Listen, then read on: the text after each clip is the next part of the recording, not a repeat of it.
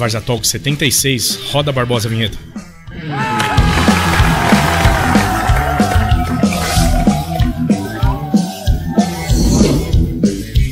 Várzea Talk. Barbosa.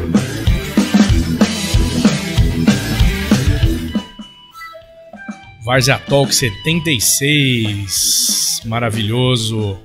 Ó, jogo de câmeras aqui. Estúdio sensacional. Estúdios Várzea. Estúdios Várzea pra você. Ó.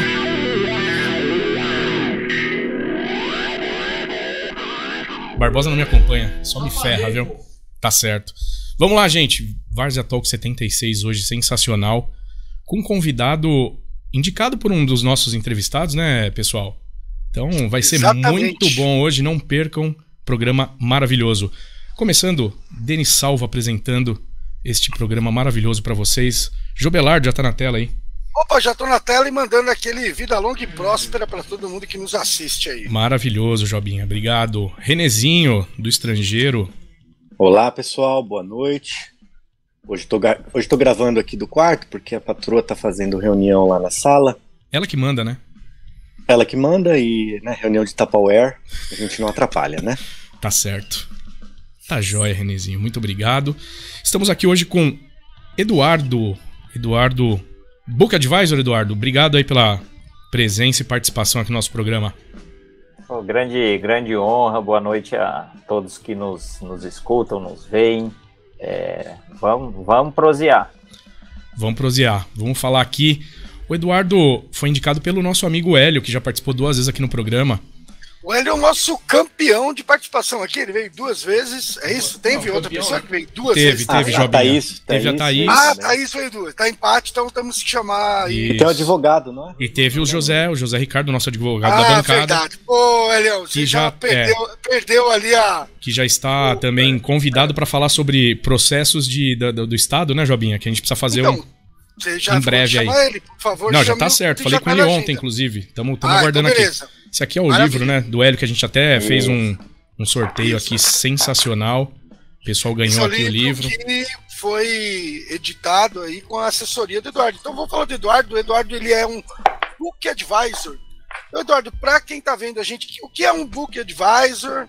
Como é que funciona? Como que alguém que quer escrever um livro chega até você? Qual é o seu trabalho em todo esse trâmite para que no final exista um livro aí lançado? Como é que isso funciona? De novo, boa noite, obrigado por ter atendido a gente aqui. Legal, boa noite. Então, eu sempre brinco que o Book Advisor é um profissional, é uma profissão que é um bebê em gestação na barriga da mãe aqui no Brasil, né? Quer dizer, quem são os Book Advisors? São profissionais que tiveram experiência aí de alguns anos como editores em editoras médias, grandes, enfim. E o que faz um editor, né? Um editor é aquele que pega o autor pelas mãos e faz todo o trabalho de orientação para a construção de um livro, desde o início. Peraí, eu tenho um tema na cabeça aqui, como é que eu faço para desenvolver esse tema? Então, vamos estruturar, vamos pensar o processo de escrita, como vai ser feito, vamos pensar o público-alvo, vamos pensar tudo que a gente precisa fazer para publicar esse livro, fazer ele chegar nas mãos aí das pessoas, né? Então, isso é o que um editor faz.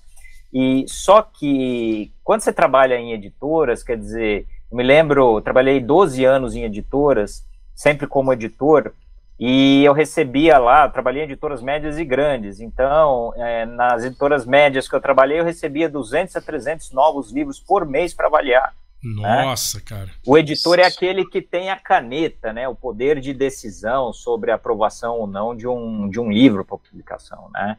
Editoras grandes eu chegava a receber, em alguns casos, 400, 500 novos livros por mês para avaliar. Por mês? Por mês. É uma loucura, né? E na prática... Aí quase 2.500 livros por ano. É uma loucura. Aqui no Brasil você tem muito mais... se engana aquele que pensa que o nosso país é limitado no âmbito cultural, aí, de autores, livros. Aqui, para vocês terem uma ideia, No Brasil são lançados aí, isso varia de um ano para o outro, mas em média de 50 a 60 mil novos livros ano, de todas as áreas, tá? Então a gente tem uma produção cultural aí bastante intensa. Caramba. E uma coisa me deixava doente nessa época que eu trabalhava aí como executivo de editoras, né? Porque, primeiro, que a gente não conseguia dar conta, eu e minha equipe, de avaliar todos esses livros, porque não dá tempo.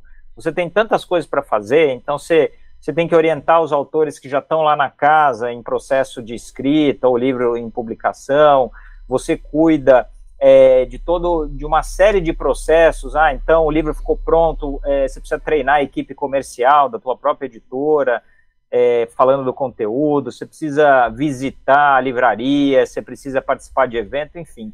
Então aquilo, eu não conseguia dar retorno para todas as pessoas, infelizmente, que mandavam seus livros para aprovação. Desse número que eu falei para vocês, apenas aí 1 a 2% efetivamente as editoras vão publicar, né? Então o funil é muito estreito, né? Bastante estreito, e não dava tempo, assim, me doía o coração ali de não poder dizer para aquelas pessoas que o livro não foi aprovado, né? Por que não foi aprovado, enfim, né?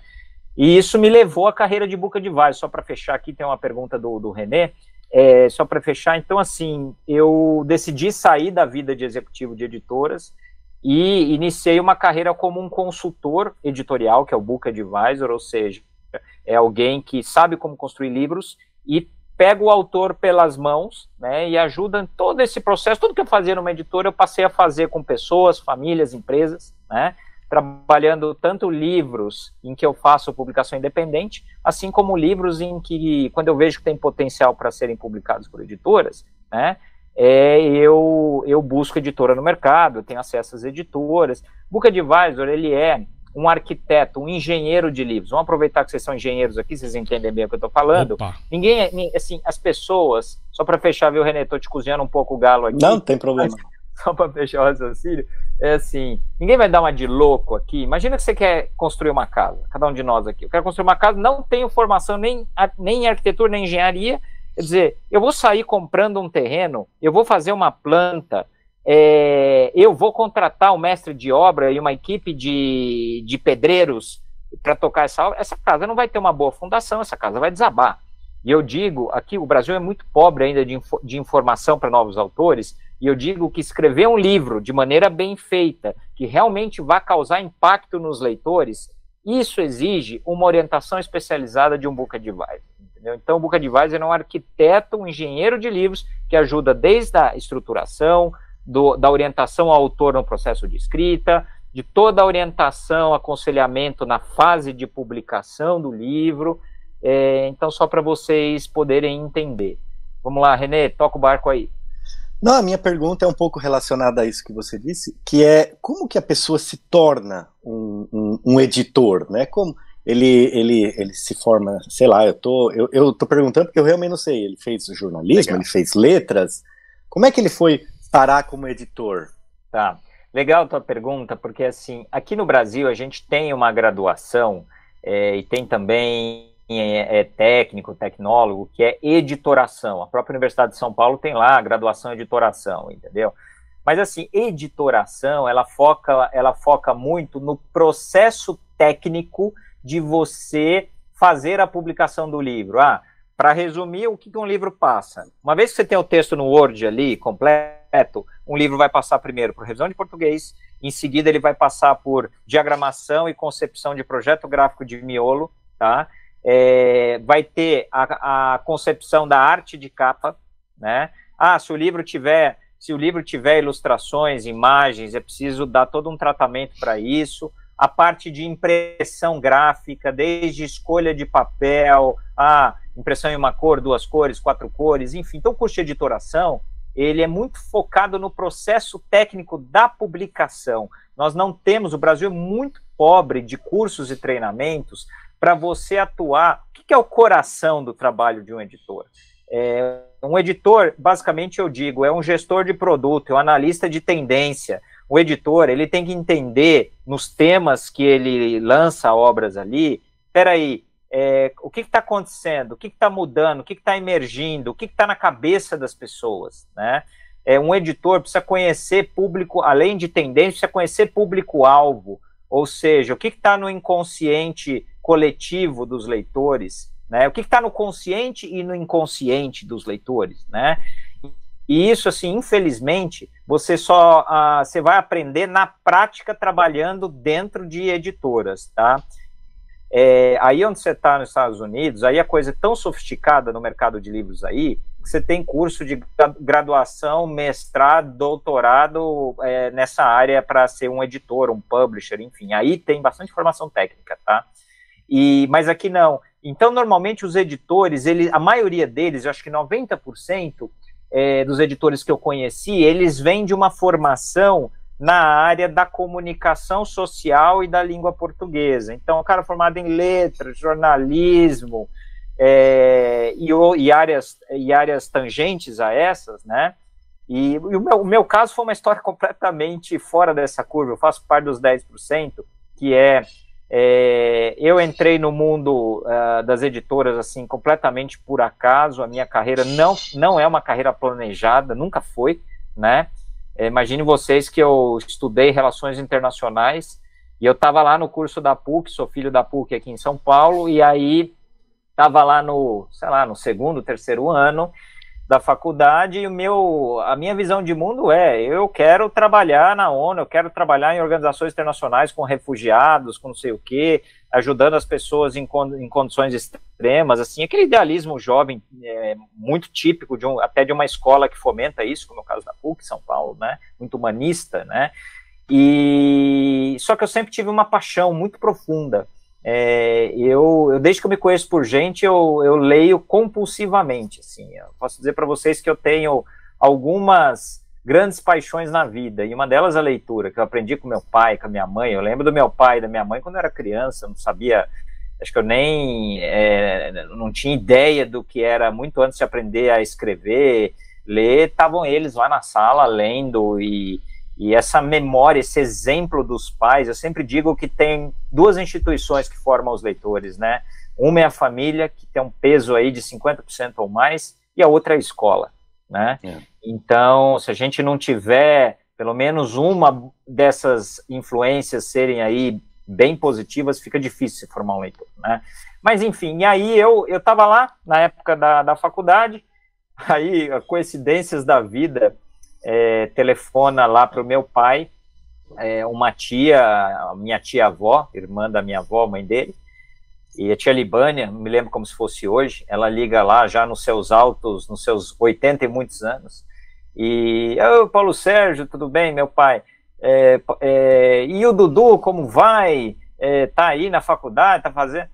Ele tá aí procurando estágio, foi fazer contato aí com empresa, foi fazer contato com prefeitura, com não sei o quê. Na época as prefeituras estavam montando as secretarias de relações internacionais, né?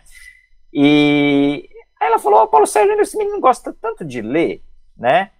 Eu sou muito amiga das donas do Grupo Saraiva. Amiga, assim, de anos, de conviver, de viajar junto.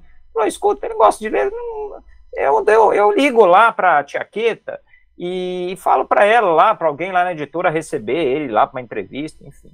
Aí meu pai falou, você gosta tanto de ler, você não quer ir lá? Lá numa editora? O pai, minha editora, você gosta de livro? Mas não sei bem, o que faz um editor? Eu falei, sei lá, né? A editora deve fazer alguma coisa, deve construir os livros, era a única coisa que eu sabia na época. E aí fui eu lá, sentei na frente da diretora de RH primeiro, né? Depois sentei na frente de um diretor de uma área de publicações. E aí, eu me lembro que eles me perguntaram assim, mas o que você está fazendo aqui, né? Você é o 30º, não sei das quantas, que a família indica e que chega aqui para trabalhar, né? Eu falei, olha, eu preciso começar a trabalhar, preciso fazer um estágio, olha, eu tenho boa vontade, tenho energia, estou disposto a aprender, né? E adoro livros, é o que posso dizer para vocês, adoro. Não sei o que faz uma editora, tá? Já falei assim logo de cara, né? E aí eu sei que o diretor me ouviu lá, a diretora de RH e tal. Conta um pouco aí do teu ambiente universitário, como é que é lá na PUC, o que você faz e tal. E eu sempre tive uma relação muito íntima com os meus professores, né? Eu sempre fui um apaixonado na minha vida toda. Sempre não só tive muito respeito, mas sempre tive aquela curiosidade imensa por entender como é que aquela pessoa podia ter tanto conhecimento, tanta coisa para passar para a gente. Aquilo sempre me encantou, né? E aí eu contei lá para eles, olha, tenho muita proximidade com os meus professores, né? Aí eles falaram, opa, nós estamos querendo montar, na época não existiam livros texto, né? Aí livros com foco para estudantes, em língua portuguesa, para graduação em relações internacionais. Quando eu fiz graduação ali, 2002, quando eu entrei, estava tendo um boom de cursos no Brasil. Pra vocês terem ideia, tinham no Brasil, 5 anos antes de eu fazer faculdade, tinham acho que 3 ou 4 cursos. Quando eu entrei, assim, tinham 40, né? E foi bem numa época em que o Brasil estava começando a se abrir, economia internacional, aquela coisa toda. E aí, pô, vamos montar um catálogo, então, de livros de relações internacionais. Você tem lá seus professores da PUC, a PUC é o segundo curso criado no Brasil, uma referência. Você não quer ir lá convidar seus professores, né? Para ver se eles não querem montar os... E assim eu comecei, fazendo o livro, então, universitário, que basicamente vocês são professores aqui, vocês entendem. Mas, Eduardo, aí você já entrou Você entrou, então, para começar a trabalhar lá? Isso, aí eu fui contratado como estagiário, fiquei lá 2 anos como estagiário, depois eu fui efetivado, né? Aí os livros, montamos o primeiro catálogo, tenho muita alegria disso, primeiro catálogo em língua portuguesa, porque a bibliografia de RI era tudo em inglês e espanhol, e muitos estudantes não dominavam a língua estrangeira na época. Então foi o primeiro catálogo, foram mais de, acho que uns 35 livros que nós lançamos para diferentes matérias, né?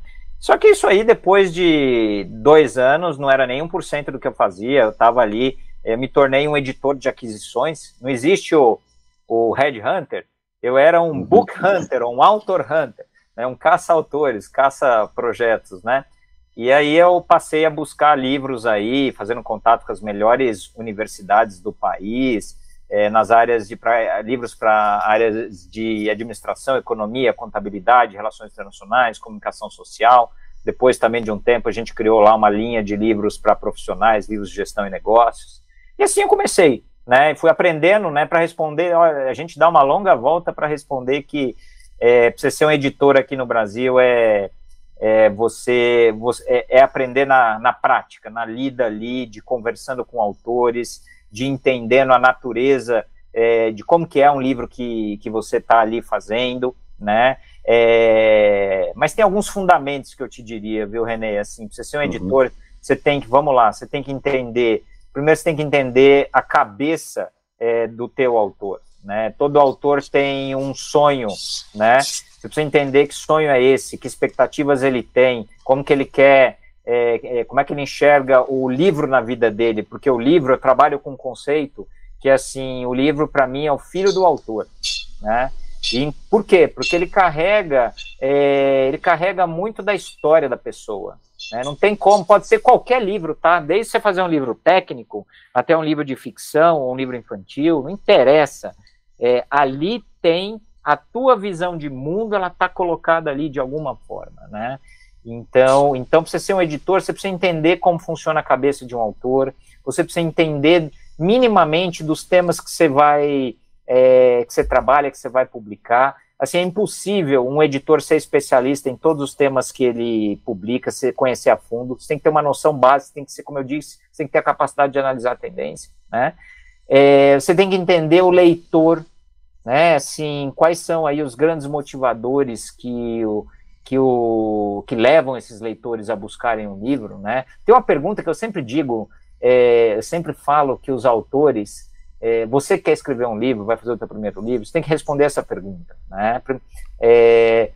Por que os leitores vão investir os preciosos dinheiro, e mais importante que o dinheiro, o tempo da sua vida lendo isso aqui?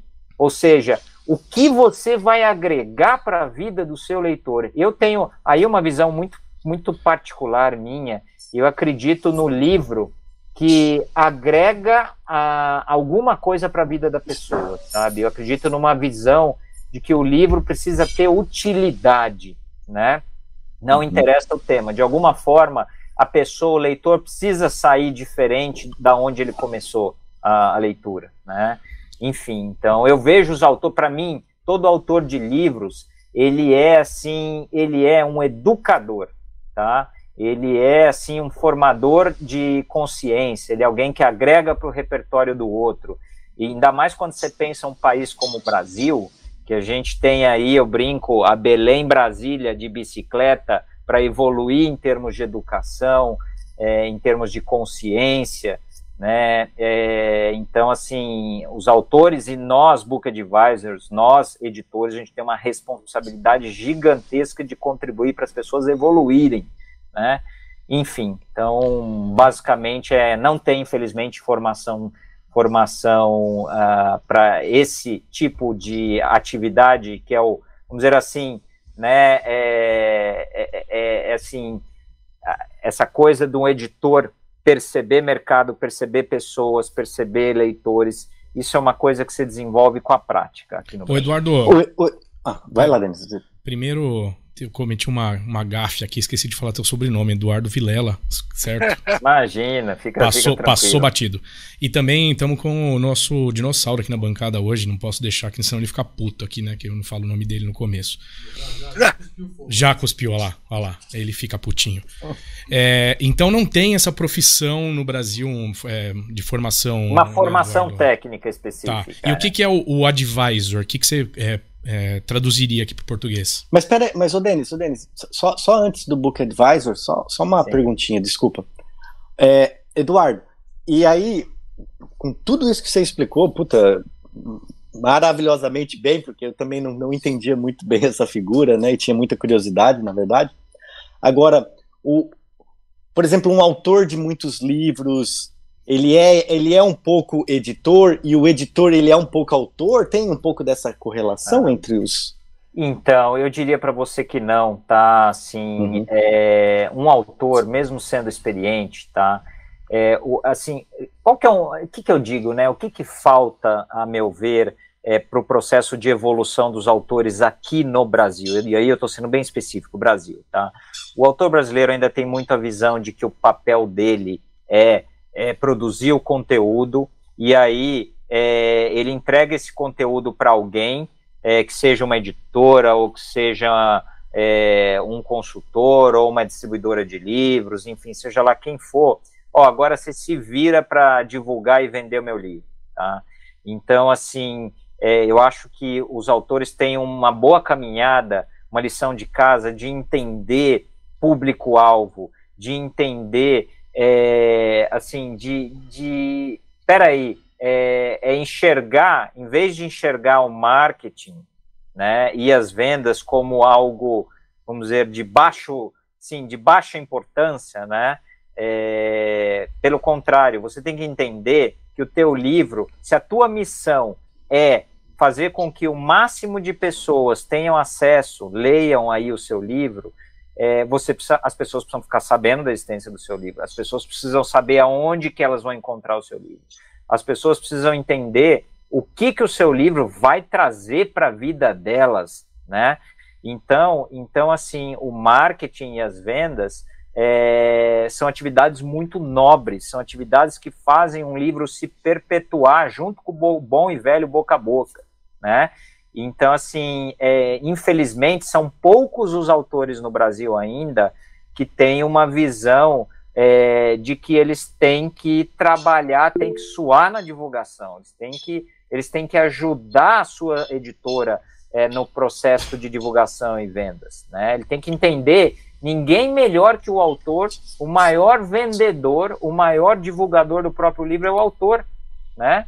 Porque, assim, nós somos humanos, a gente quer se conectar, né? A gente quer, sabe, a gente quer ver a carinha de quem está por trás daquele livro. A gente quer entender como aquela pessoa vive,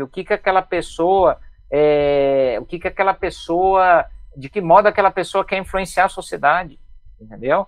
Então assim, já o Book Advisor, o editor, quer dizer, ele, primeiro que são poucos editores, né, tal daquela expressão que sempre persegue a gente, né, santo de casa não faz milagre, né? Se eu contar para vocês que eu tô com 3 livros meus, tá? Pensa um cara como eu, que eu já lancei em 17 anos de carreira, eu já lancei, tô chegando aí a 700 livros até o fim do mês que vem, tá? Caramba. E de assim, tudo que é áreas que vocês possam imaginar, e tô lá com os meus livros engavetados, não sai nunca, né?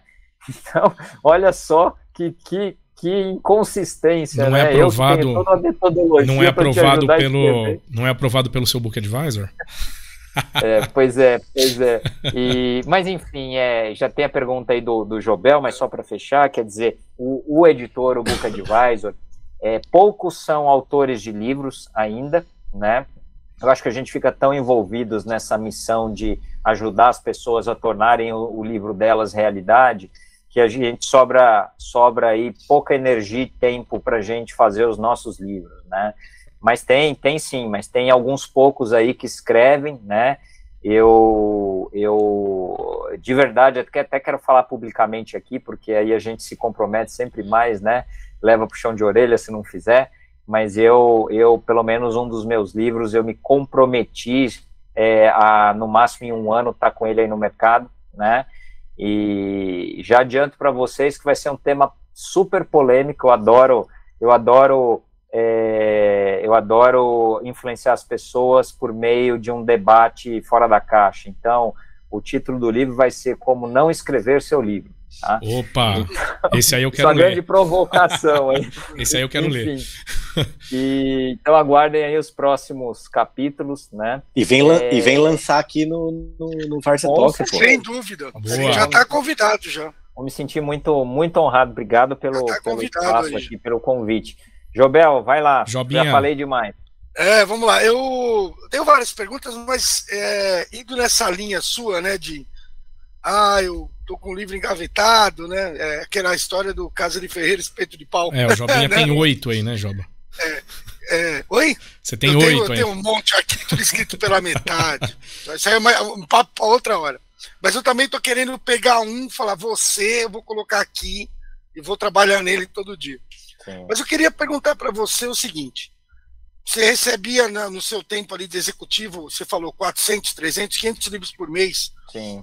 Quais são os principais fatores que levam você a rejeitar um livro? Renezinho escreveu um livro, ele olhou e falou, nossa, tá perfect esse livro aqui.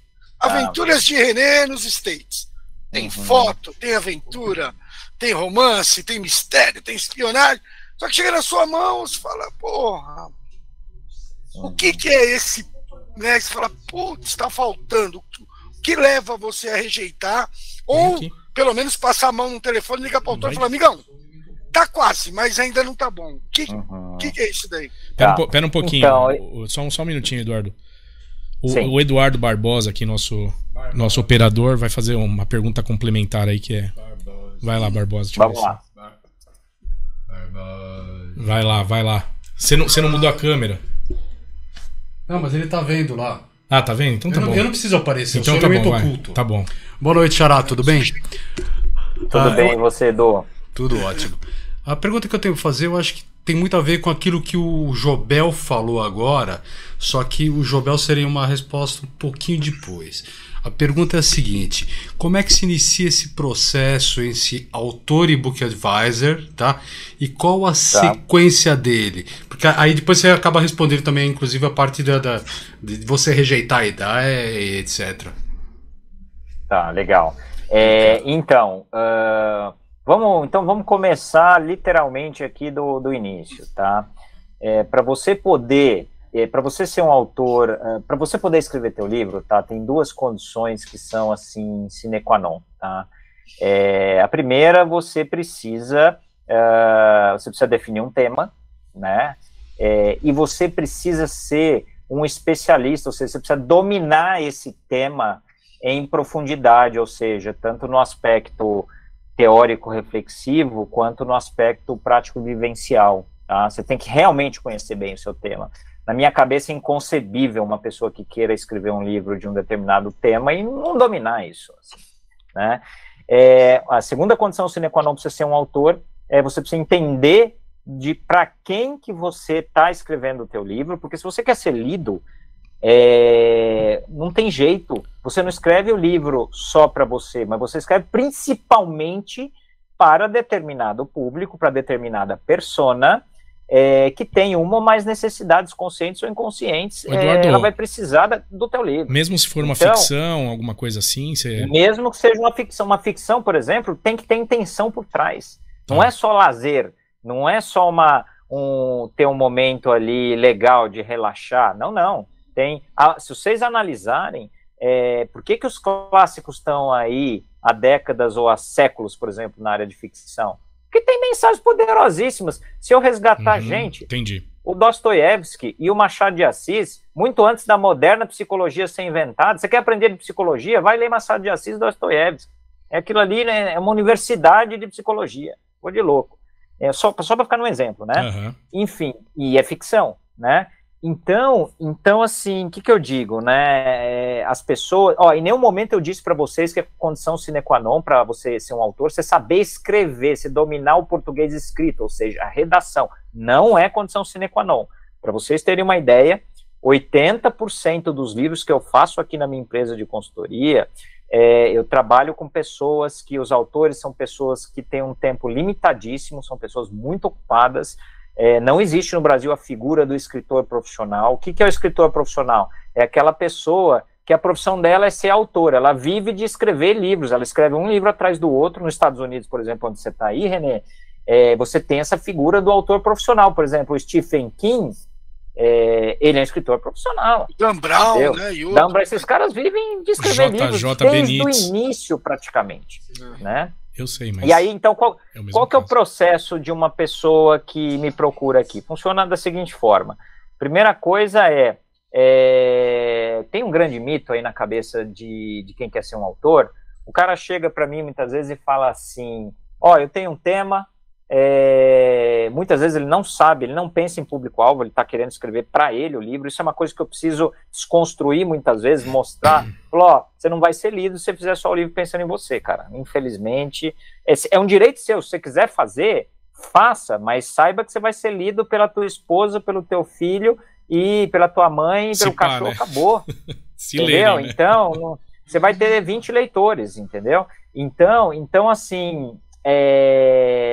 a primeira coisa que eu então vejo é se a pessoa tem um tema, né, definido, né, todo tema tem um recorte, né, o que eu digo, né, a pessoa normalmente chega com um macro tema na cabeça e, eu quero fazer um livro, sei lá, vamos pensar aqui, eu quero fazer um livro de dieta, sei lá, né, mas dieta é tão amplo, peraí, é um livro de dieta com foco em cortar carboidrato, é um livro de dieta mediterrânea, é um livro de dieta, sei lá, paleolítica, sei lá, né? Então você tem que ter um macro tema e especificar aí, e a primeira coisa, então eu vou ver, esse cara domina o assunto, eu só de conversar 1, 2 vezes, eu sempre faço, eu brinco que numa consultoria minha, não é só o cliente que me contrata, né? Eu digo que eu preciso contratar o cliente também, porque se eu ver que o cara não tem condição,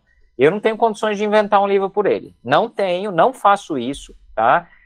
Como eu disse, saber escrever não é condição sine qua non, né? Aqui 90% dos projetos, 80, 90, vai ter ano que é 90, né? Atualmente está 80, mas enfim, que eu faço, tem o apoio de um redator profissional de livros. Não é ghostwriter, tá? Eu não trabalho com ghostwriting, que eu considero picaretagem, tá? Ghostwriter é aquele autor que não domina um tema, quer fazer um livro sobre esse tema, não domina a fundo. O que ele faz? Ele contrata um bom pesquisador, que normalmente tem formação na área da comunicação social, da letras, jornalista, por exemplo, e ele fala assim, esse autor, lê aí esses 10, 20 livros aqui, lê esses 10 artigos científicos, tal, não sei o quê, inventa aí um livro para mim, né? E quem faz isso, assim, o resultado do livro fica muito ruim, quem conhece a pessoa viu que não foi ela que fez, o livro fica sem essência, fica sem alma, né? E aí o que acontece?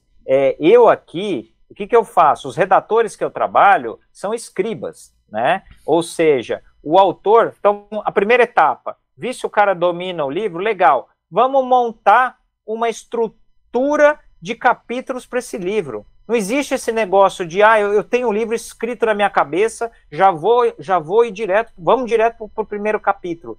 Vocês sabiam que cada 10 pessoas que começam a escrever um livro sem orientação especializada alguma, e não fazem nenhum planejamento, porque os 10 não fazem, tá? 8 vão abandonar o livro ali, até eventualmente consegue escrever o primeiro, o segundo capítulo, aí o cara trava, dá aquela travada federal, e fala, puta, eu não sei mais para onde que eu continuo, aí ele entra na espiral da autoestima baixa, né? Ele fala assim, eu não tenho capacidade de fazer esse livro, esse negócio de fazer livro é muito difícil, isso aí não é para mim, né? E assim muitos livros morrem. 2 dos 10, 2 vão conseguir terminar o livro no Word com muito sacrifício, vão levar aí tempos médios de 2 a 3 anos, eventualmente mais, né? Para escrever um livro aí de 150, 200 páginas, que é um bom tamanho. E aí, desses 2, apenas um vai conseguir publicar. Tá? Então, essa é a taxa de mortalidade quando não tem nenhuma orientação especializada. Então, o que acontece? Primeira etapa, então, eu escuto o autor, eu entendo ali junto com ele, pego pelas mãos, peraí, vamos ver quem que é o público-alvo, vamos entender o que teu livro agrega para esses leitores, como é que ele faz a vida do leitor melhor. Todo tema se desmembra em subtemas, cada subtema desse vai dar origem a um capítulo, né? Então, peraí, vamos pensar o que você quer falar capítulo a capítulo. A gente monta ali em bullet points os principais assuntos que ele quer capítulo a capítulo fazer. Assim a gente entra na segunda etapa, que é a produção dos capítulos, a escrita dos capítulos em si. Aí aqui a maioria dos meus clientes, eu chamo esse redator, quem paga é o cliente, claro, né? E aí eu faço uma entrevista junto com o redator e o cliente. Lembra que a gente tem um roteiro já pronto, estruturado, capítulo a capítulo, a gente já sabe o que o autor, os assuntos que ele vai explorar. Então, nessa reunião, o autor, que é um especialista, que domina o tema do livro, ele vai falar, vai explanar, vai explicar. Essas reuniões são gravadas. Tá? O que o redator vai fazer? Ele literalmente faz o papel do escriba, né? Ele vai transformar esta gravação, ele vai transformar a fala do autor em texto, claro, num texto minimamente organizado.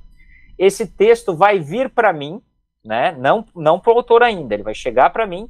Eu, muitas vezes, vou reescrever 50% ou mais do texto, porque eu tenho a visão do editor, né? O redator profissional de livros, ele não tem visão de editor. Ele não entende de público-alvo, né? Então, eu vou olhar 2 coisas que eu olho num texto, num capítulo, né? Que ele precisa ter para ter boa qualidade. A primeira é a linguagem, o estilo de comunicação com o leitor, o storytelling, ou seja, a forma como você, autor, está se comunicando com o leitor, conecta, né? Porque você precisa criar um vínculo, não é só racional, você tem que criar um vínculo mais que racional, emocional com o leitor, né? A outra, isso é 50% da qualidade de um texto. Os outros 50% da qualidade de um texto é o conteúdo em si, é a calibragem desse conteúdo. Peraí, esse conteúdo está no aprofundamento adequado para os leitores? Você está vendo esse trecho aqui? Tá muito hermético, tá muito teórico, não dá para entender o que você falou. Vamos dar um exemplo, tá? Tá vendo esse outro trecho aqui? Aqui você explorou pouco esse assunto, precisamos mergulhar um pouco mais, né? Então esse é o diagnóstico, essa análise que eu faço, né? E só aí, depois que eu mexo, reescrevo muitas vezes o capítulo, que a gente envia o capítulo para o cliente, e aí o autor vai fazer a sua revisão, né? Eu digo que nunca o autor vai receber um texto 100% redondo ou perfeito. Eduardo, isso é feito por Mas partes, o autor, então. Oi, desculpa. É feito sempre por partes isso, né? Ele não capítulo por capítulo, coisa assim. Capítulo por capítulo. Essa é a segunda etapa, né? A primeira a gente estruturou o livro, certo, ali, né? A segunda a gente produz, escreve o livro. A terceira etapa como é que nós vamos? É a publicação do livro. Uma vez que o livro está ali, escrito completo no Word, só tem 2 formas de você publicar o livro. Não tem outra, tá? Ou você faz uma publicação via uma editora de mercado, ou você faz a publicação de maneira independente. Você paga ali e faz a tua... Exatamente, você faz uma publicação independente. E aí, cabe um parênteses aqui muito importante, tá? A gente precisa quebrar esse mito aqui no Brasil que autor que não é publicado por editoras num trabalho dele não tem valor, meu Deus, não. Você fazer uma publicação, o problema é como que você vai fazer a publicação independente. Se você for fazer uma publicação independente de qualquer jeito, é uma experiência muito frustrante. Agora, se você estiver bem assessorado, fazer uma publicação independente de maneira profissional, o resultado é muito bom, e eu diria, assim, muito similar ao que você alcança com o livro sendo lançado aí por editoras de primeira linha. Ô Eduardo, essa estatística que você deu aí, que no final Sim. só 1 em 10 chega, isso vale também para livro técnico ou isso é mais para romance? Qualquer livro. Qualquer livro, de qualquer área.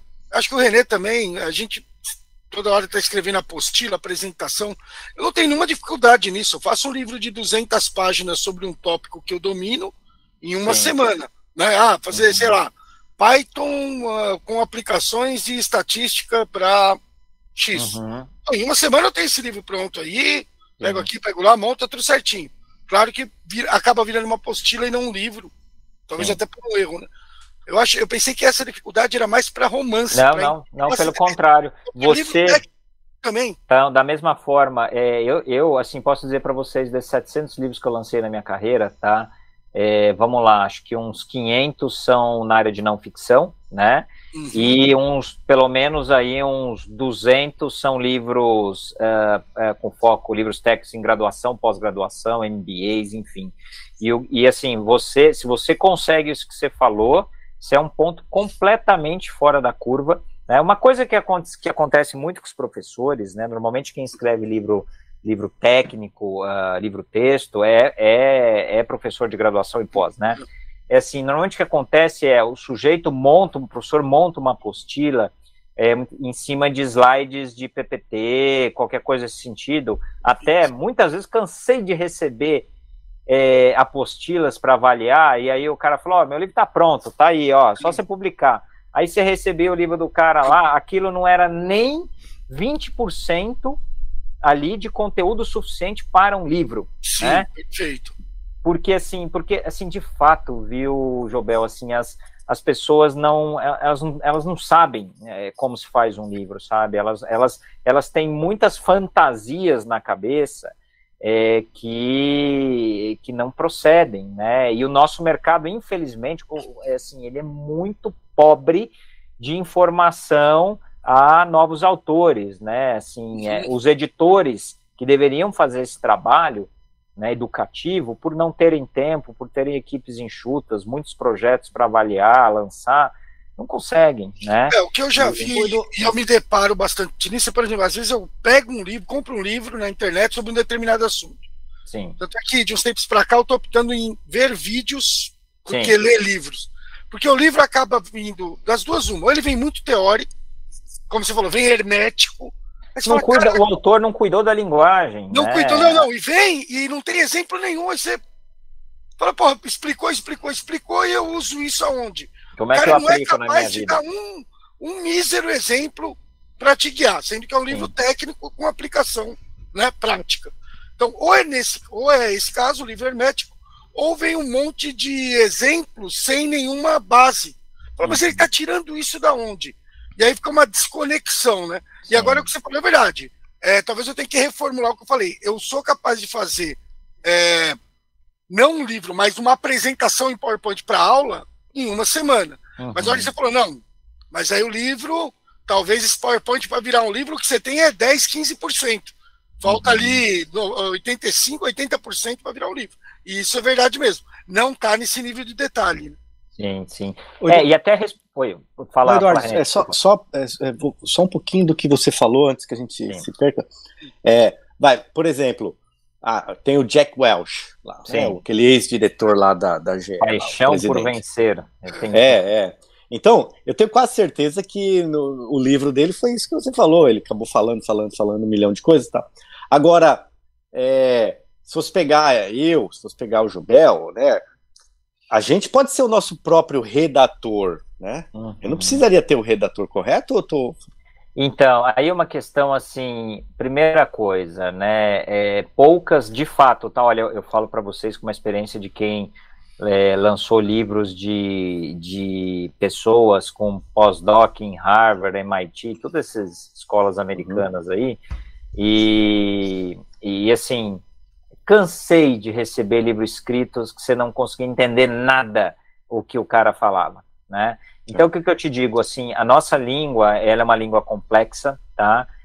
Poucas são as pessoas que têm um pleno domínio dela, né? Assim, realmente conseguindo se comunicar com clareza, precisão, emoção, objetividade, né? Então, assim, o que eu te digo, tá?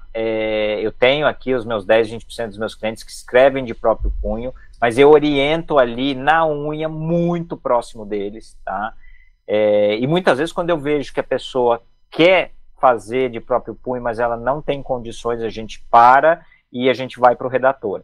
Porque eu tenho que dizer, olha, por mais boa vontade que você tenha, a não ser você não que... tem talento, Lindaço. Lindaço. Não é uma questão de talento, é uma questão... assim, escrever, eu digo que é prática pura. Quanto mais você escrever, melhor você fica. O problema é que boa parte aí das pessoas que querem fazer o seu livro não escrevem diariamente, não tem uma prática, né?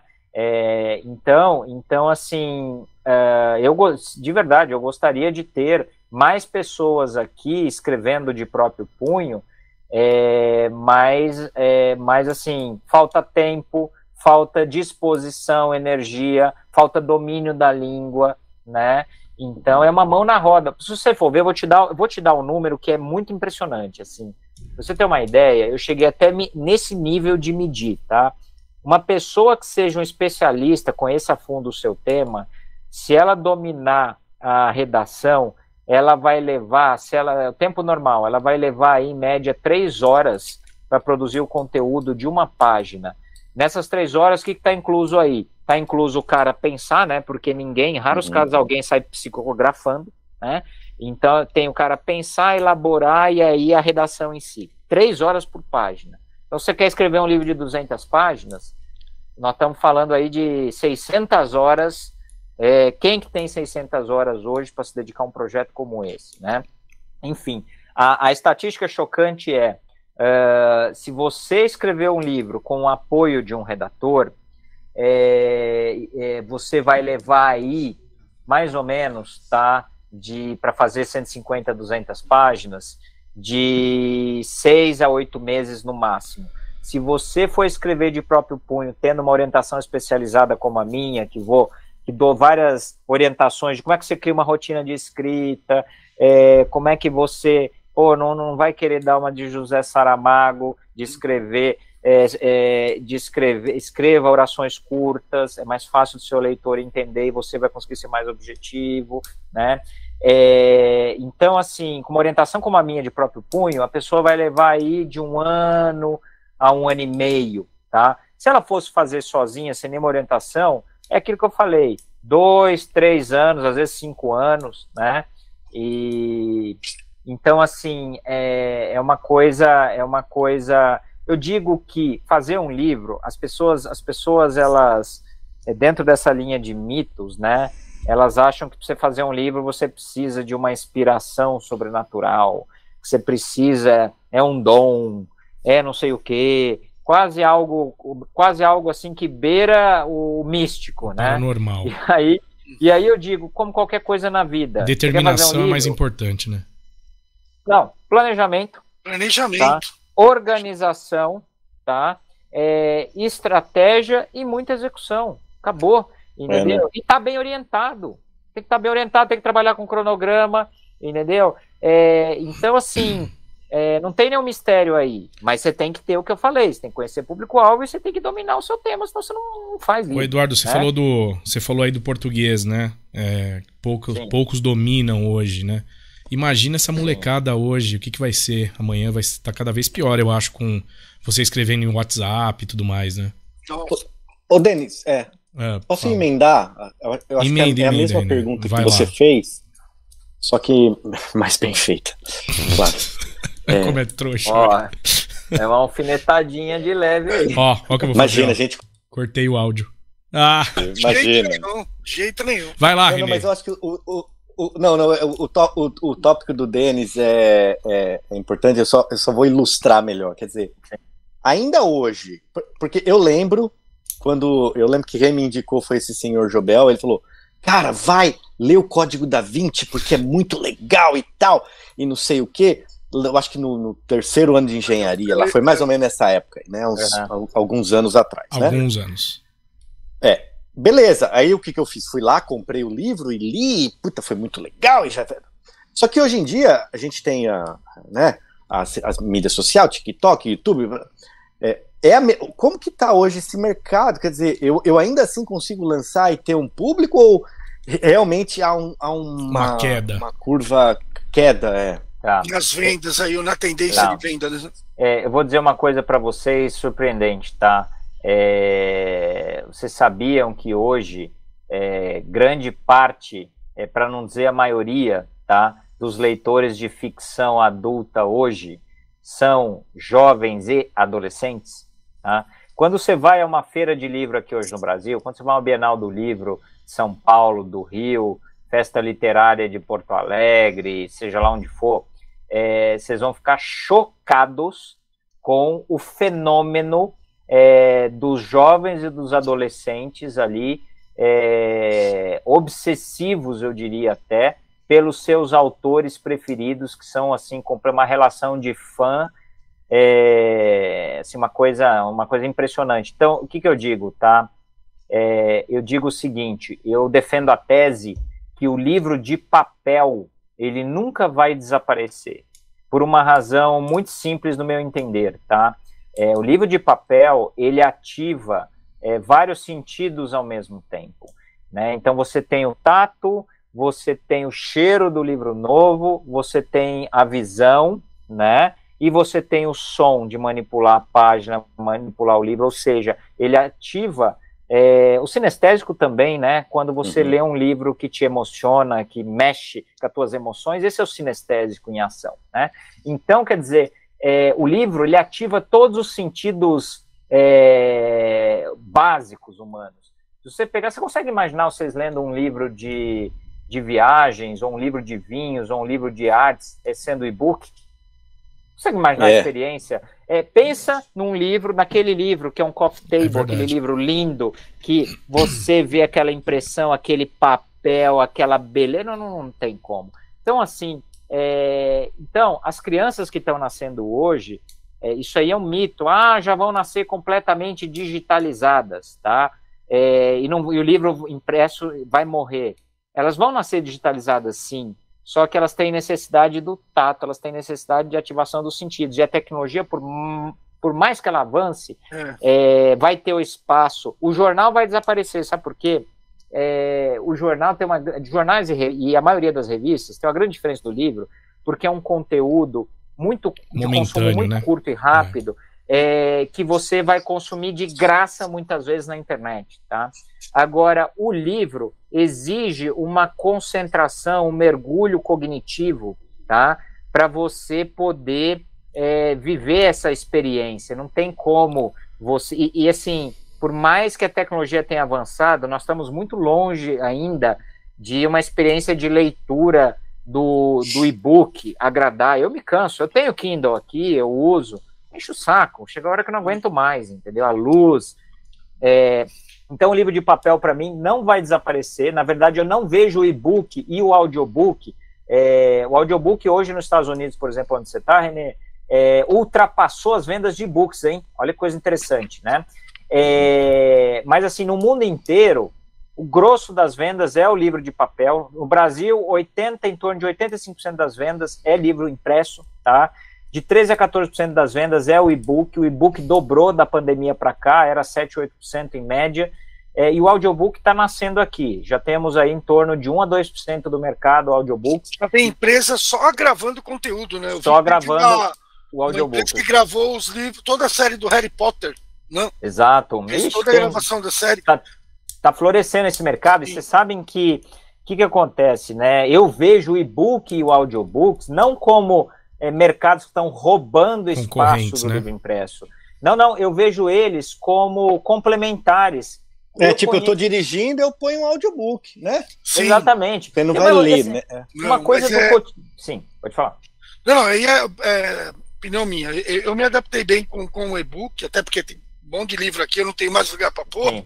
Tenho um livro aqui, mas eu concordo com você. Eu consumo muito revista em quadrinho e não tenho nem condições de ter revista em quadrinho. Você imagina a experiência de uma revista em quadrinho digital?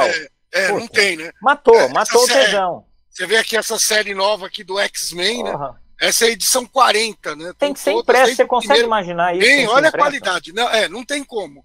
Mas assim, eu também, por absoluta falta de espaço, também não consigo mais livro físico. Só aqueles mesmo que falam, cara, esse eu vou comprar físico. Ô, Jobel, tem o Kindle aqui do ladinho. Ô, Jobel, eu queria responder a tua pergunta. Critério das editoras, existe a fórmula do best-seller? Essa é uma pergunta que eu adoro responder. E eu já digo para vocês. Eu acho que o Dan Brown, ele meio que criou um ali, porque os livros dele é tudo igualzinho, né? Então, não, mas o que eu te digo, tá? É muito fácil quando você é um editor, um book advisor, depois que um livro vira best-seller, é muito fácil você dizer e explicar por que o livro virou best-seller, sabe? Mas assim, editor nenhum na face da Terra, vocês alguma vez conversaram com algum book advisor ou editor que disser para vocês, eu tenho a receita do best-seller, você fuja desse cara que ele é um picareta, tá? Assim, eu na minha carreira desses 700 livros aí, vários que eu lancei, que eu tinha convicção que o livro ia estourar e virar best-seller, não viraram. Venderam assim completamente aquém do que eu esperava, tá? Assim como vários outros que eu lancei, esse tema é legal, é um nicho bacana, tal, tem um público dele, estourou. Achou que fosse flopar e estourou. Uma coisa que eu sempre fico na dúvida é assim, a autora da saga do Harry Potter, a J.K. Rowling, ela falou que ela foi em dezenas de editoras. É verdade isso, será? Totalmente verdade. Até que uma editora bem pequena do Reino Unido abraçou, falou, e o cara pegou porque falou assim, olha, eu peguei o primeiro livro que você deu aqui pra gente e dei pra minha filha ler e ela adorou e ela quer o 2.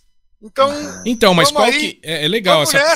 Ô, Jobinha, legal. Vai agradar minha filha. E aí o negócio. Então, mas qual que é o Eduardo, qual que é a percepção disso? Exato. Qual que é a percepção disso, né? Ali, né? A pessoa leu, não gostou, passou por várias editoras e não foi. Qual que é a explicação disso? Será que não atingiu o nicho? Hoje tá muito arrependido. Imagina, né? Eu vou dizer para vocês, aí tem várias histórias famosas. A J.K. Rowling foi em vários editores, Stephen King, que é outro que eu adoro lembrar, o cara tava lá, deprimido, a esposa chegou a jogar fora os originais do primeiro livro, a esposa foi lá, catou praticamente do lixo e tal. A verdade é, como os editores não têm fórmula, né, do best-seller, é muito normal a gente recusar livros que... Boa noite, filho. Tem um filhinho de 3 anos que vem me dar boa noite. Durma bem, meu amor. Tchau. Enfim, eu coloco ele sempre pra dormir, mas hoje a mãe foi contar a historinha lá. Mas voltando, então... Foi ler um livro. Aqui o hábito de leitura tá todo vapor aqui, graças a Deus. Enfim, mas o que acontece é o seguinte, tá? Nós, editores, a gente elenca, nós, book advisors, os editores, a gente elenca algumas hipóteses que nos levam a acreditar que um livro pode ser muito bem aceito pelo mercado, tá?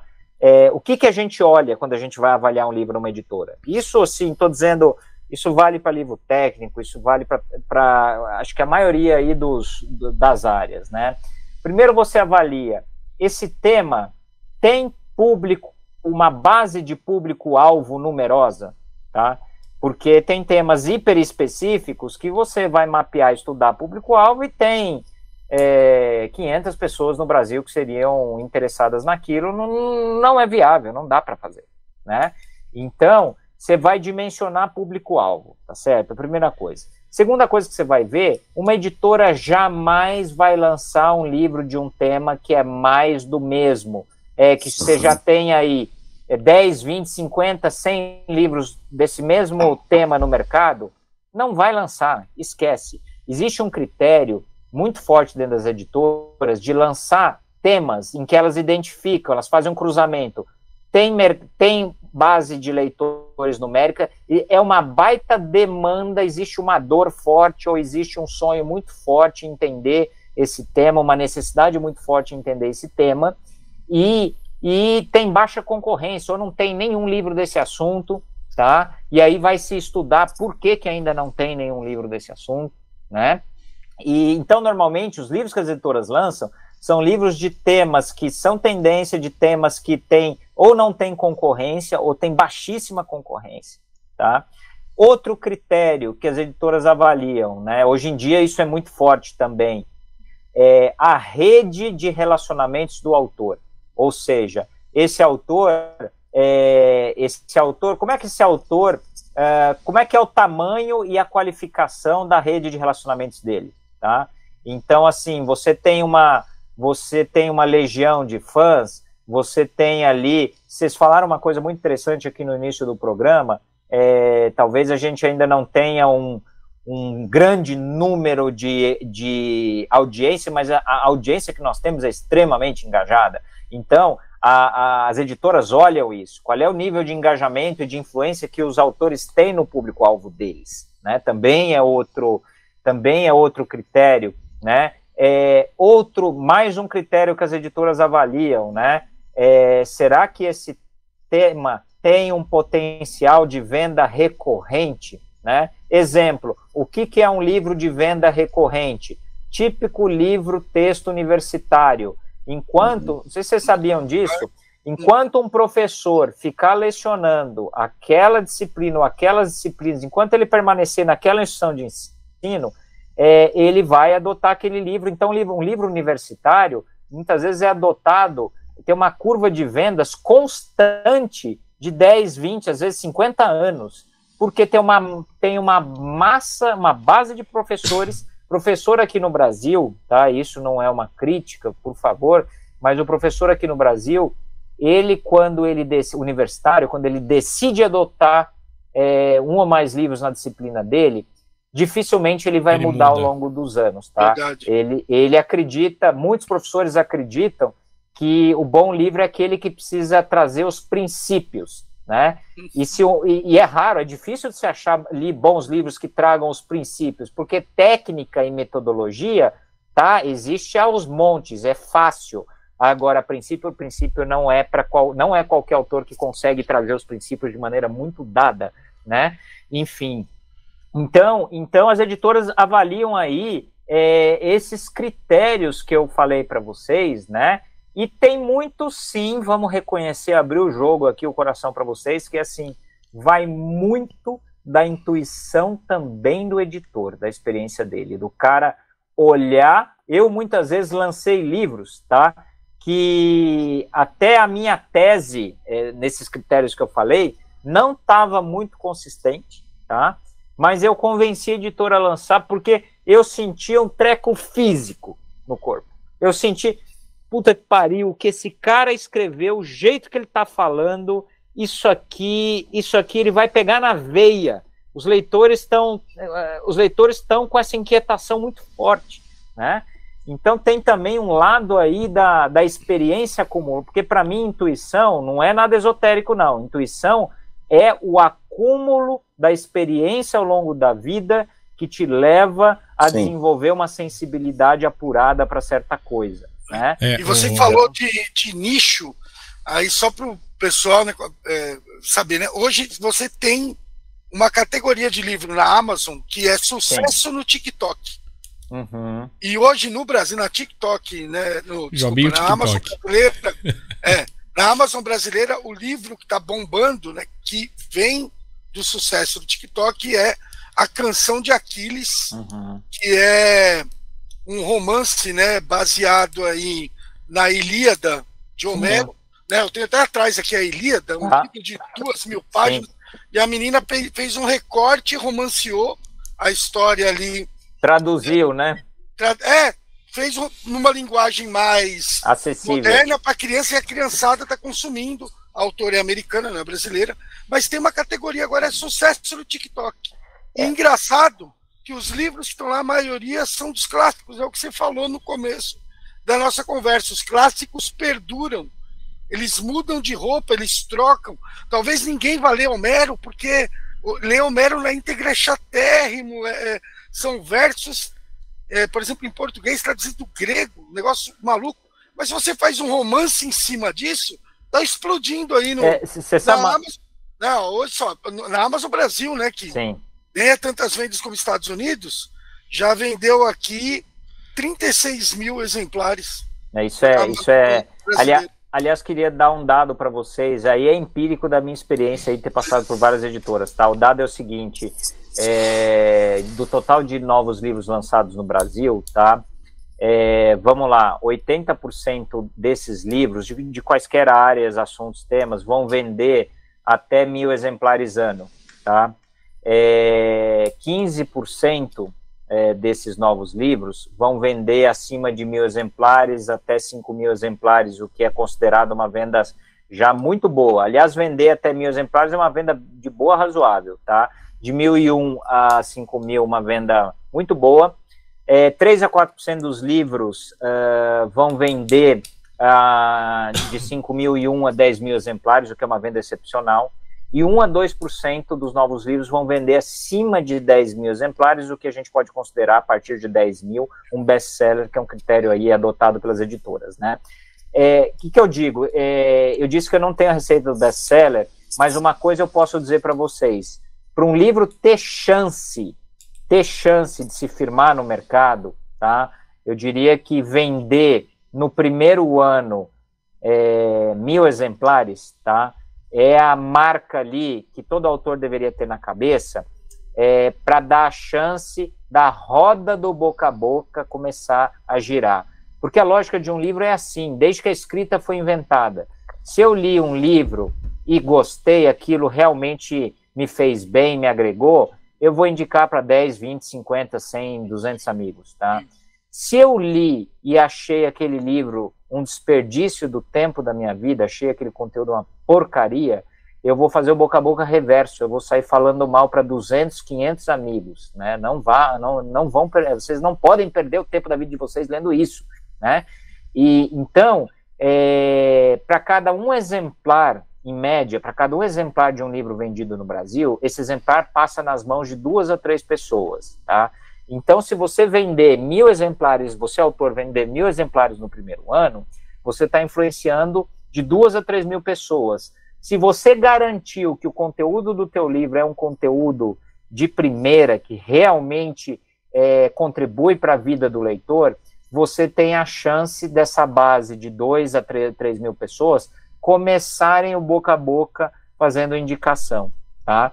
Então, é assim que, eu diria assim, é o mínimo do mínimo para o teu livro. E outra, eu digo vender ao longo de um ano, não tem essa expectativa, eu preciso vender 1.000 exemplares em um mês ou 2, se eu não vender nos primeiros 2, 3 meses que o livro chegou ao mercado, que é lançamento, morreu o meu livro. Cuidado, tá? Tem livros aí que ficaram anos no mercado vendendo picadinho, pouco, e depois de repente estoura. O negócio estourou, né?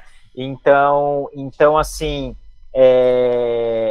no caso, esses casos aí de...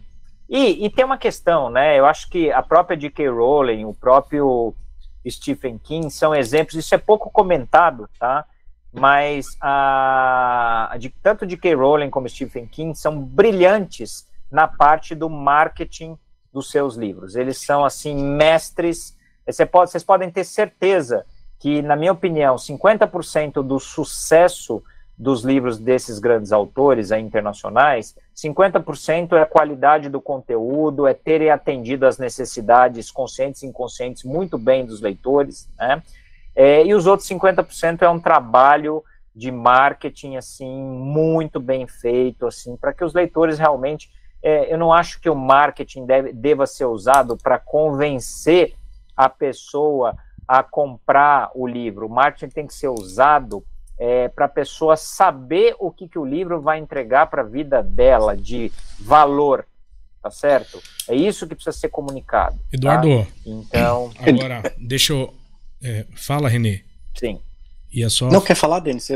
Eu ia pedir pro Eduardo já deixar aqui o Instagram dele para quem quer entrar em contato, né? Como que funciona aí, queria uma explicaçãozinha rápida aí de como funciona o teu trabalho. Pô, tô afim, tô escrevendo, quero uma consultoria aí do Eduardo. Como que funciona, Eduardo? Explica brevemente para nós aí, legal, pessoal saber. Bom, primeira coisa assim, eu atendo pessoas, empresas, famílias em diferentes estágios, tá? O grosso dos meus clientes é aquela pessoa que chega com uma ideia na cabeça, não tem nada estruturado, quero fazer um livro desse assunto. E aí a gente faz aqui uma assessoria completa, do início ao fim, como eu falei, nasquelas 3 etapas, né? Estrutura, escreve e publica, né? Mas eu tenho aqui um bom número de clientes, por exemplo, que chegam até mim com o livro já escrito ou até bastante avançado o conteúdo. A primeira coisa que eu faço é uma análise técnica desse conteúdo, porque eu preciso entender, né? Para vocês terem uma ideia, quando um autor chega com o livro pronto nas mãos de uma editora ou de um book advisor, tá? Normalmente, se tiver poucas alterações, o book advisor e o editor vão propor aí entre 10% a 30% de mudanças no conteúdo para o autor reescrever. Certo. O normal é propor aí, pelo menos, para o cara reescrever uns 40%, 50%. Por quê? Porque normalmente o autor muitas vezes não esqueceu do público, de dar atenção devida ao público-alvo, muitas vezes ele não desenvolveu vários pontos no livro que precisavam ser mais detalhados, enfim, né?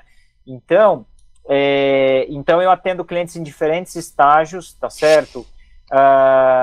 Aí, para quem quiser me encontrar, eu faço um trabalho, na medida do possível, aí no meu tempo, bastante educativo. Eu tenho como missão tanto ajudar, claro, as pessoas que eu atendo, eu vivo disso, mas também de ajudar pessoas que eventualmente não possam aí ter acesso a uma assessoria como a minha. Então, eu produzo muito conteúdo. Tem o meu blog, deve ter lá acho que uns mais de 200 textos, tem e-book lá no meu site, no Instagram eu tenho produção de conteúdo, vídeo, legal. Todo tipo, o endereço do Instagram é @eduvilela_bookadvisor, tá? Tem meu e-mail, eduardo@eduvilela, esse Vilela é com 2 L's no Lé, pessoal, por favor, tá? Tá. No Lá é um L só, eduardo@eduvilela, tudo junto.com. Tá na tela aí, Eduardo. .br. Uhum. Legal. E é isso, assim, vai ser um prazer, se eu puder ajudar, contribuir, assim, todo mundo que entra em contato comigo, eu respondo, entendeu? De alguma forma busco aí contribuir, porque é muito, assim, eu acho que a gente tem que deixar uma mensagem muito clara aqui para quem tem esse sonho de fazer o próprio livro. Primeiro, é possível, é viável, tá? Segundo, se você quer ser um autor, isto de uma grande... nós temos que celebrar, isso precisa ser valorizado, isso é de uma nobreza muito grande. Por quê? Porque nós estamos num país que só vai evoluir por meio da educação. E o livro, na minha visão, é uma das ferramentas das melhores que a gente tem para poder evoluir. Então, o livro, para mim, eu trato ele como educação. Perfeito, legal. Então, para você que está aí temos tempo para mais uma pergunta? Temos sim, só quero dar um recado aqui para os nossos telespectadores, Renê. Para você que está querendo, então, lançar o seu livro, que está aí com ele na gaveta, esperando há 5, 6 anos, igual eu, procure aí o Eduardo, que ele vai te ajudar. 5, 6? Sim, mais, né? Mais. Mas eu vou terminar meu livro também. Todo mundo tem que plantar uma árvore, ter um filho, escrever um livro. Então... só falta o livro mesmo. Fala, Renezinho. Respondeu basicamente a minha pergunta, mas quando, por exemplo, eu tenho uma ideia, o público-alvo tá para um livro mais técnico, baseado na minha carreira, né? Sim. Agora, aí eu entendi e eu achei fantástico isso que você falou, chegar com a ideia e já no começo participar junto com o Book Advisor e tudo mais. Agora, construção conjunta, é isso aí. Construção conjunta, né? Agora, se é um romance, uma ideia, uma ficção, que também... Isso... Eu entendo que talvez isso aí já tem que chegar com alguma coisa já mais pronta, né? Porque Como é que... Porque Então, é uma ideia, é uma história, né? Como é que vamos estruturar uma história que eu pensei, né? Então, Só isso. eu trato da mesma maneira, a minha metodologia de trabalhar aqui, ela é mais que isso, né? Acho que os meus princípios que guiam o meu trabalho, eles são universais para qualquer tipo de livro. Então, assim, por exemplo, vou te dar um exemplo de agora. Eu estou trabalhando com uma autora de livro infantil, tá? Que é para um público aí de 8 a 10 anos, né? E a gente está construindo aqui, é uma ficção, né? E a gente, assim, você constrói a ficção, essa coisa de... Na ficção tem muito esse mito, né? Ah, eu tenho que ter inspiração, a história montada na cabeça, eu tenho que sentir a história, eu tenho que... Enfim, eu digo que não. Você, por onde que você começa uma ficção, né? Mesma coisa, você vai definir um tema, qual é a primeira coisa? Você quer fazer o quê? Você quer fazer um thriller? Você quer fazer igual o Hélio, o livro do Hélio é um thriller, né? Peraí, você quer fazer... aliás, tem a ficção, ela tem uma correspondência muito forte com o cinema, né? O cinema, você não tem filme de aventura, você não tem filme de amor, você não tem filme de ficção científica. Mesma coisa, você tem livros de ficção científica, livros de aventura, livros de fantasia, né? Basta ver o Tolkien, o Harry Potter, são todos aí na área de fantasia, né? Então, assim, você tem que definir, peraí, qual é o estilo de livro que eu vou fazer em ficção? Primeira coisa, legal, tá, definir o estilo. Qual é o tema? Ou seja, o que as histórias que você gosta de contar, as histórias que você imagina na tua cabeça, quais são as principais linhas temáticas? Legal, vamos definir uma linha temática aqui. Ah, bacana. Em seguida, vamos pensar aqui, tá? Personagens. Vamos pensar o primeiro personagem teu. Quem que é o personagem que você quer fazer um personagem parecido com você? Vai ter um lance autobiográfico? Nossa, ia ser uma bosta o livro do René, hein? Vai Parecido... ser sensacional. Né, parecido Eduardo, com alguém que você conheça. Eduardo, né? deixa eu emendar uma pergunta aí. Você já falou em mudança de 30%, 40% do livro, né? Teve alguém que escreveu e pegou a tua revisão ali, ficou puto, falou, porra, não é isso, alguma coisa desse tipo ou não? Sim, claro, com certeza. Assim, eu sempre, antes de fazer uma avaliação de um livro de um autor que me chega com um livro pronto ou bem avançado, eu sempre falo o seguinte, assim, olha, fulano, eu trabalho com o conceito que o livro é um filho. E todo filho, nós que somos pais aqui, todo filho tem defeitos, é impossível, é ser humano. É caolho, nasceu com um pé maior que o outro, tem as suas imperfeições. Então todo livro vai ter imperfeições, né? Eu sempre digo que todo livro tem pontos fortes e pontos fracos, tá? Cabe a gente identificar quais são os pontos fracos e a gente tentar melhorar isso, entendeu? Então, nesse caso, assim, eu antes de fazer qualquer análise técnica ou parecer técnico de um livro, eu falo, você tem abertura para ouvir o que eu vou falar? Porque assim... porque realmente pode porque se gerar você não tiver abertura para feedback, nem vamos fazer. Porque assim, mas entenda, eu tô aqui, meu feedback não é para desmerecer o teu trabalho, não é nada pessoal. Meu feedback ele tá sempre focado em você está atendendo plenamente e com qualidade o público-alvo de leitores, e gira em torno disso, porque você tem um sonho, você autor tem um sonho de ser lido pelo maior número possível de pessoas. É verdade, você quer... Para realizar isso não tem jeito. Eu digo, vou dizer uma coisa para vocês aqui, que para muitas pessoas, elas não aceitam isso, tá? Que é assim, mas eu trato o livro, a concepção de um livro e trato um livro é um produto. É um produto como qualquer outro. Enquanto produto, ele só vai ser consumido, lido, se existir uma ou mais necessidades dos leitores. Porque se não existir essa necessidade, ele não vai ser lido, né? Então, só que o livro ele não é qualquer produto. Ele é um produto com uma finalidade, com uma natureza educacional, reflexiva, formativa, ampliação de repertório, de consciência, né? Ele é um produto sofisticado, tá? Então, mas ele é um produto. Perfeito. Tá? Então não tem essa, mas eu sou aqui, vou querer ser um artista Você pode ser todo artista do mundo, a gente, pelo contrário, você tem muitos belos escritores que são artistas brilhantes. Essa coisa, a gente precisa quebrar esse preconceito de que porque é comercial, porque tá vendendo, não tem qualidade. Ah, tem muito gente, isso, né, Eduardo? É um livro como comercial, tudo na vida. nossa, que horrível. Mas não é, né, cara? Se tem um público pra consumir, você acaba... Não, se sendo vocês já leram né, Harry Potter... O Harry Potter, nós estamos falando aí de uma série que já vendeu, sei lá, não sei se é 200 ou 300 milhões de exemplares no mundo inteiro. Vendeu razoável, línguas, né? Razoável. Então, assim, se você for analisar tecnicamente como ela constrói personagem, como ela escreve a linguagem, gente, ela é brilhante. Ela faz parte do hall da literatura de alto nível mundial. Entendeu? E é comercial pra caramba. Então, assim, e é super comercial. Então, assim, ser comercial, essa coisa, né? Mas existe alta literatura e baixa literatura comercialzão. E nós precisamos acabar com essas diferenças. Nós temos que fazer as pessoas lerem. Né? E cada um tem que desenvolver o autoconhecimento de entender qual que é o seu estilo enquanto leitor. Legal. O que você quer para si. Né? Mas a gente precisa quebrar preconceitos, leia outras coisas. Se você está habituado a ler só esse perfil de livro, vá ler outro, porque isso abre tua cabeça, isso te dá uma visão de mundo muito maior. É verdade. Né? Renê, pedir desculpa aí, tua história deve ser bem legal mesmo.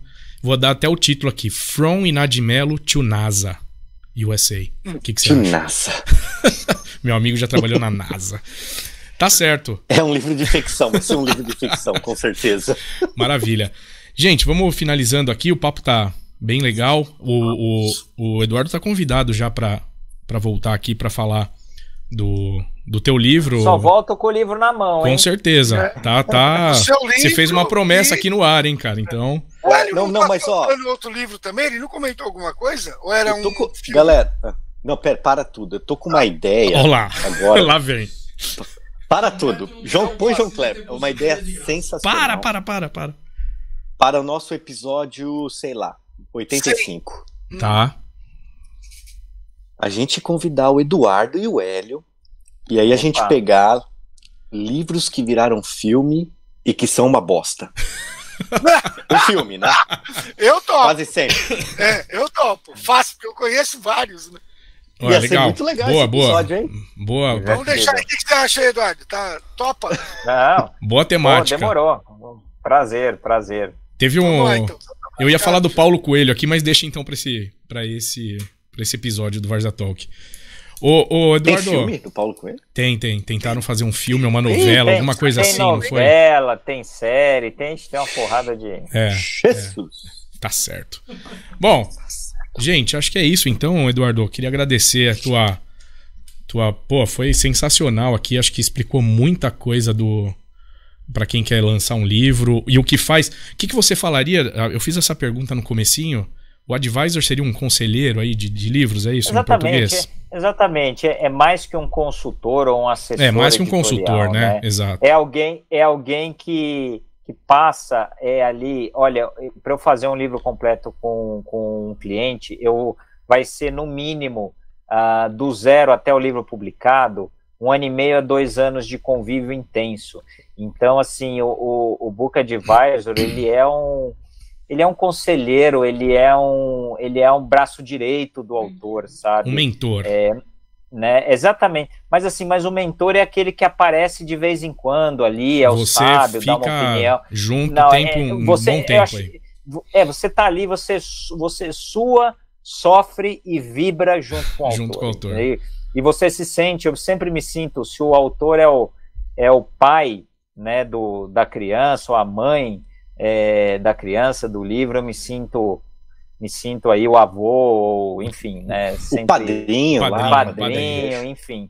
Então é muito, é isso, assim, é um conselheiro, é um grande apaixonado.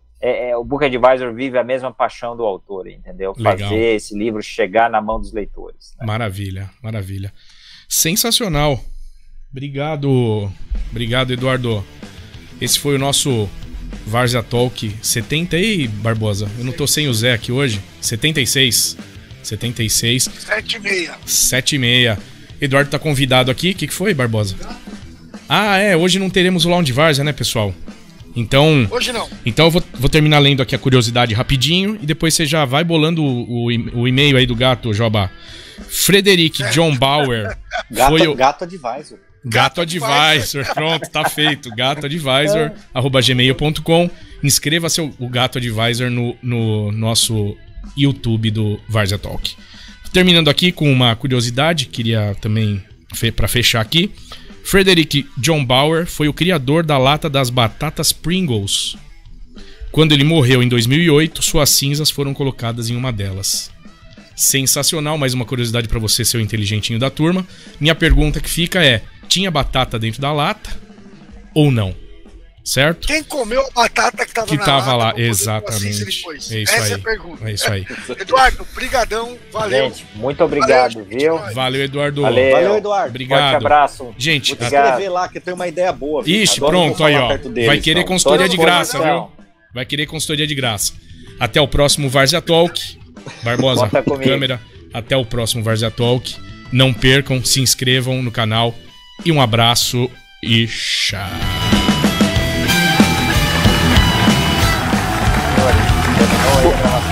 Terminou. E aí, vocês gostaram? Agregou aí? Porra, gostei. Sensacional, Eduardo. Muito legal. Pô, mas tá certo.